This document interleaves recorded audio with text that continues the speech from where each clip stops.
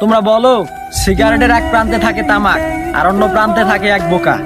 একটা ছেলে কখনো ইচ্ছা করে বোকা হয় না।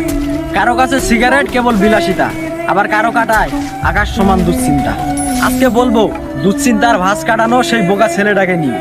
বাস্তবতার চিন্তায় গ্রাস করলে মেধাবী ছেলেটাও এক সময় মেধাশূন্য হয়ে যায়। জীবন যখন প্রশ্ন করে ভবিষ্যতে কি করবি, তখন শক্তিশালী ছেলেটাও লড়াই করতে ভুলে যায়।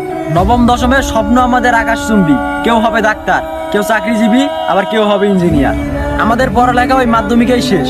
এরপরে কেউ শ্রমিক, কেউ কৃষিকাজে, আবার কারো ছাড়তে হয় দেশ। লোক সমাজে বলা হয় পড়াশোনা ব্যতীত সাফল্য সম্ভব নয়। হ্যাঁ, আমরাও করতে চাই, তবে আমাদের বেলায় কেন সম্ভব নয়। এজন্যই সিগারেট জ্বালিয়ে দুশ্চিন্তার ভাঁজ কাটাই। কারণ আমাদের বাবাদের টাকা থাকে না, আমরা মধ্যবিত্ত ঘরের সন্তান।